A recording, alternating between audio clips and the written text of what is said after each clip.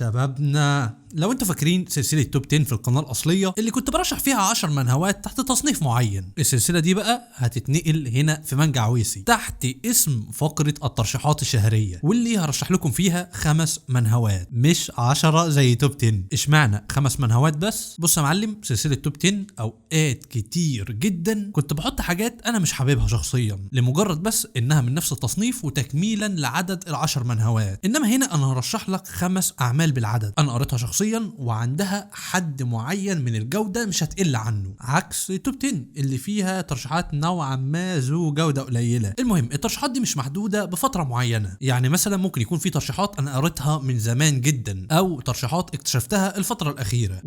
كمان للعلم ال5 منهوات دول مش لازم يكونوا نفس التصنيف، لا خالص، على الاغلب هيبقوا من تصنيفات مختلفه عشان احاول على قد ما اقدر ان ارضي اكتر من ذوق في الترشيحات دي. صح، اي ترشيح انا رشحته في سلسله توب 10 مش هرشحه هنا تاني عشان بس ما بقاش بكرر نفسي. وبس اعتقد اني اتكلمت كتير قوي في الانترو بتاعت الفيديو، فخلينا نخش على الوايت بورد بتاعتنا الجميله ونتكلم اكتر عن ال5 منهوات اللي معانا.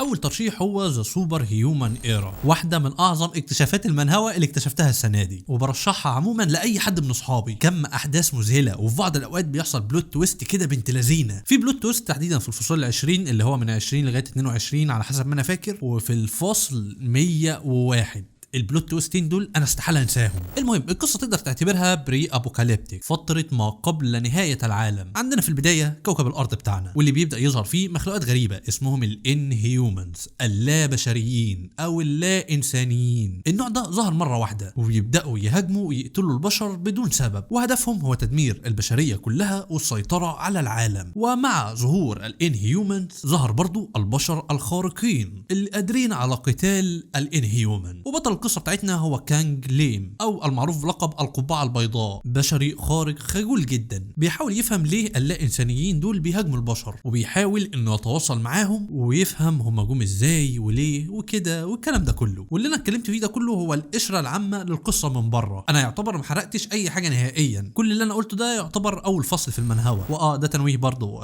سلسله فقره الترشيحات ما فيهاش حرق نهائيا، فتقدر تتفرج وانت مطمن ان مش هحرق لك اي حاجه غير يا دوبك اول فصل بس، او هشرح لك القصه بشكل عام. المهم لو هشبهها بحاجه مشهوره فتقدر تعتبرها كده شبه اتاك اون تايتن، بس مع اختلاف كبير جدا في الحبكه. هي شبه اتاك في القالب نوعا ما، بس بقصه وحبكه مختلفه تماما، ومعايير وموازين قوه مختلفه برضه. هنا القوه الخارقه اكتر بكتير جدا من اتاك، اذا كان من ناحيه اللا انسانيين او البشر الخارقين. والمنهوه دي ترشيح اضمنه ليكم جدا انه هيقدم لكم جوده ممتازه. ما يعيبه بس ان الرسم ضعيف شويه، وما يعيبه اكتر ان المترجمين العرب اللي ترجموها بهايم، وده مش تجني عليهم، انا قصد فعلا هم بهايم. لو قريتها مترجم عربي هتلاحظ ان المترجمين العرب اللي مترجمينها مش عارفين يفرقوا بين الراجل والست، هم بيكتبوا الكلام بصيغه راجل لواحده باين من شكلها اصلا انها ست، يعني ما بتعرفش تترجم. ميز يا اسطى، في نظر نبص بيه نعرف ان اللي موجه لها الكلام دي واحده مش واحد. الموضوع معصبني جدا. لو الانجليزي بتاعك مقبول نوعا ما وتعرف عارف انت تلصم الحاجات في بعض شوفها انجليزي احسن. المهم انا ما اعرفش الصراحه سوبر هيومن ايرا مشهوره عندنا ولا لا، بس ما قابلتش حد نهائيا في الوطن العربي عندنا بيتكلم عنها، فاعتقد انها مش مشهوره قوي في العالم العربي، مع انها كجوده لا تقل نهائيا عن كل الاعمال المشهوره. انا اكتشفتها السنه دي حرفيا، واكاد اجزم انها دخلت من ضمن المنهوات المفضله ليا، يعني ممكن احطها في مكانه تحت شويه من عوده طائفه جبل هوا، واظن انتوا عارفين قد ايه انا بحب عوده طائفه جبل هوا، فدي ممكن تكون تحتها بشويه حلوين. المهم سوبر هيومن ايرا ترشيح اؤيده وبشده، وده اللي هيخلينا نروح للترشيح الثاني واللي هو اكاديمي اندر كفر بروفيسور، واحده من المنهوات القديمه معايا واللي ما حصلش صدفه او تصنيف ما يخليني ارشحها لكم في توب 10. اي نعم انا عامل لها دروب بقالي فتره، سايبها تجمع عدد كبير من الفصول عشان اشوفهم كلهم مره واحده، بس برضو هي تستاهل جدا انك تقراها. تتكلم عن هيسكليف فان بريتوس، والاسم ده اكاد اجزم انك مش هتسمعه نهائيا في المنهوه، ده اسم البطل الحقيقي بس معروف في المنهوه اكتر باسم البروفيسور لوديجار. المهم كان بشري طبيعي عادي جدا في العالم بتاعنا، ومات في حادثه، واظن انت عارف واحد مات هيتعمل له ايه ري انكارنيشن واضحه وصريحه جدا. فبيلاقي نفسه في عالم سحري البشر فيه بيستخدموا السحر، وبدا يعيش في العالم ده باسامي مزيفه. الاسامي دي غريبه جدا عن عالم السحر اللي هو فيه، بس معروفه لينا احنا البشر اللي في العالم الطبيعي بتاعنا. اسامي زي ارسن لوبين، جاك السفاح، فان هيلسينج، جيمس موريارتي، ميكيافيلي. المهم يعني بسبب حادثه ما يلاقي نفسه معاه هويه باسم لوديجار تشيريش، استاذ في اكاديميه سحر المشهوره جدا اسمها سورن، واللي في نفس الوقت جاسوس لصالح منظمه اسمها الفجر الاسود. وبدايه من هنا يا معلم بتبدا القصه، واحده من الاعمال المميزه جدا الحقيقه. ومن مميزات العمل ده بالنسبه لي، فالبطل مش افشخ واحد في العالم، لا خالص، البطل اصلا عنده ضعف في المانا وبيعوضها بحاجات كتير جدا، وفي معظم المعارك اساسا بعد ما تنتهي هو بيعاني. غير ان كمان البطل عكس كل ابطال الري انكارنيشن اللي بيبقى معاه ذكريات من حياته السابقه تفيده في العالم الجديد بتاعه، فالموضوع ده مش موجود خالص هنا. البطل هنا موجود في عالم ملوش اي علاقه بالعالم الاصلي اللي هو كان موجود فيه واللي كان فيه ذكرياته، فبنكتشف العالم ده مع البطل نفسه. وكمان بنكتشف ماضي البطل اللي ما ظهرش في اول فصول المنهوة، وده بالنسبه لي واحد من احسن محركات الاحداث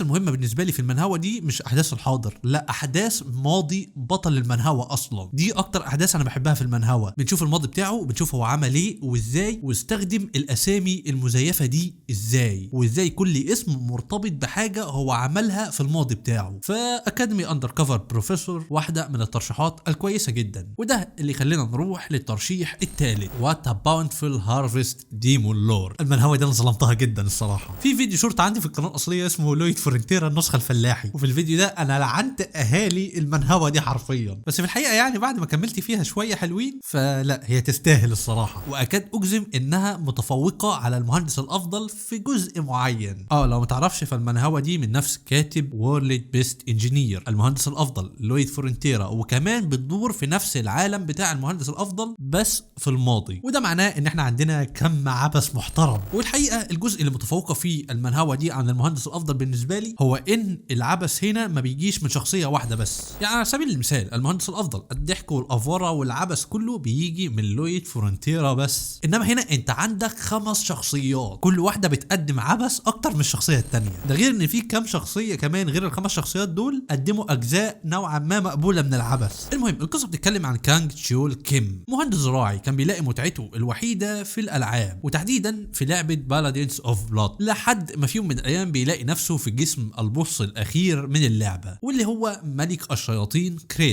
كريدوس مش كريتوس بالدال، كريتوس بالت. المهم الشياطين كانت بتعاني من مجاعة وقلة أكل، وكان اعتمادهم الأكبر في الأكل على الحروب أو أكل بعضهم. فجانج تشول كيم في جسم كريدوس قرر انه يغير نظام الشياطين كلهم، ويحاول انه يزرع ويعلمهم الزراعة، ويخلي اعتمادهم بدل ما هو كان على الحروب واكل بعضهم للزراعة واكل المزروعات اللي هم بيزرعوها. وهي دي القصة بشكل عام، وبمنتهى الصراحة لا تقل نهائيا عن المهندس الافضل، بل تتفوق كمان في كم الشخصيات اللي بتقدم العبث. وده ترشيح جيد جدا لو عايز تفصل دماغك بحاجة الكوميديا هي اللي غالبة فيها، غالبة اكتر بكتير جدا عن المعارك والقتالات والكلام ده كله. لا خالص، الدنيا هنا لذيذة وبسيطة جدا، ابسط مما تتخيل. ومن هنا نروح للترشيح الرابع، واللي هو سورد ماسترز يونجست سون، واحدة من المنهوات اللي بقراها في الفترة الأخيرة، وما اقدرش اقول عليها انها اقوى حاجة قريتها في حياتي، وبرضه ما اقدرش اقول عليها انها وحشة، لا خالص، هي واحدة من الاعمال اللي مش هتتضايق نهائيا وانت بتقراها، واللي بتتكلم عن جين رونكانديل، ابن واحدة من العائلات القوية جدا والمشهورة باستخدامها للسيف او فنون المبارزة، وكانت بتمنع نهائيا استخدام السحر. وجين رونكانديل كان بدون موهبة نهائيا ومنبوذ من العيلة، لحد ما في النهاية تم طرده، وفيما بعد اكتشف ان موهبته كانت في السحر، وان كمان كان في حد عمل عليه ختم عشان يمنع قدرات المبارزة بتاعته انها تظهر، بس للأسف قبل ما يعمل اي حاجة مات. وهنا بيكتشف انه وريث حاكم الظل سوليداريت اللي بيعيده بالزمن تاني، وبتبدأ رحلته في اثبات نفسه، وكمان تنافسه مع اخواته ال 12 تقريبا على حسب ما انا فاكر على حكم العيله. وكالعاده كل اللي انا قلته ده ما فيهوش حرق نهائيا، ده يعتبر اول شابتر. المهم زي ما قلت لك دي واحده من المنهوات اللي بقراها حاليا ومش مضايقاني نهائيا، وفي نفس الوقت برضو مش منبهر بيها لا خالص. لو هتربط قوه حاكم الظل بسونج جين وو فلا، قوه حاكم الظل هنا مختلفه اختلاف تام عن قوه حاكم الظل او قوه سونج جين وو. واللي انا بقوله ده من اللي انا وصلت له حاليا، ما اعرفش قدام ممكن تبقى نفس القوه عادي جدا. انا حاليا في الشابتر 160 فقربت غالبا بيني وبين التنزيل الاسبوعي 15 شابتر تقريبا. والانطباع اللي انا بقوله ده كله لحد ما انا واقف، ما اعرفش قدام ممكن تبقى عامله ازاي، انا ما قريتش الروايه بتاعتها، فممكن قدام تبقى اعلى من كده بكتير، ممكن قدام تنزل، الله اعلم. بس انا بقول لك على حسب ما انا واقف حاليا هي عمل من الاعمال ذات الجوده الجيده. هي عموما بتفكرني بمنهوه كنت قريتها من فتره وعملت لها دروب، كان اسمها لورد كوينز ارنت ديجريسنج تقريبا على حسب ما انا فاكر، هي غالبا نفس القالب بتاعها، فلو قريت دي فدي شبهها جدا. يلا ترشيح بونص اهو يا عم.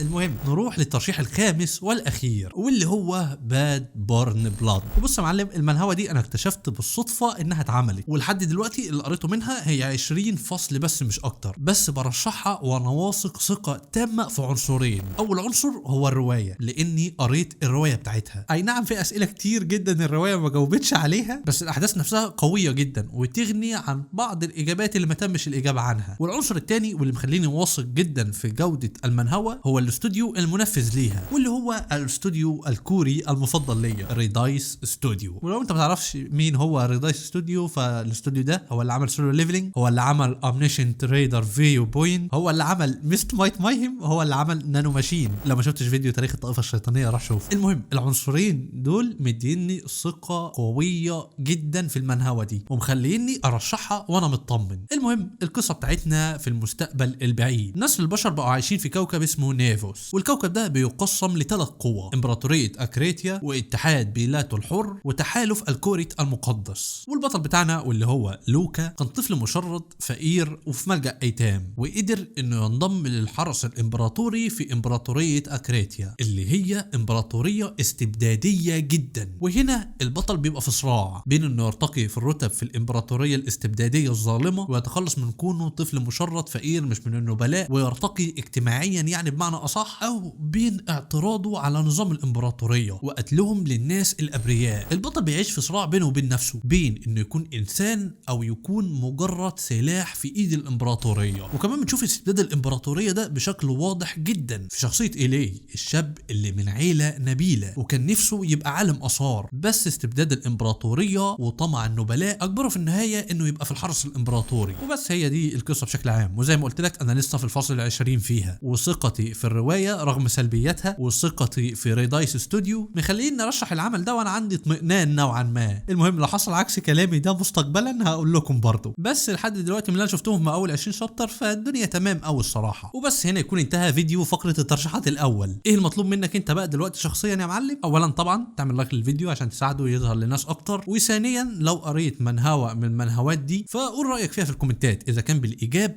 او السلب، بحيث تساعد الناس تعرف اكتر عن المنهوات دي، بس طبعا بدون اي حرق. اي حرق في الكومنتات هنا انا همسحه، انا بسمح في الحرق في الفيديوهات التانية انما هنا لا. وبس اشوفكم في فيديو فقره ترشيحات شهريه جديد يوم 30 الشهر الجاي. الفيديو هينزل يوم 30 كل شهر. هتقولي وشهر فبراير مش هنزل فيه حاجه. وبس اشوفكم الفيديو الجاي. سلام.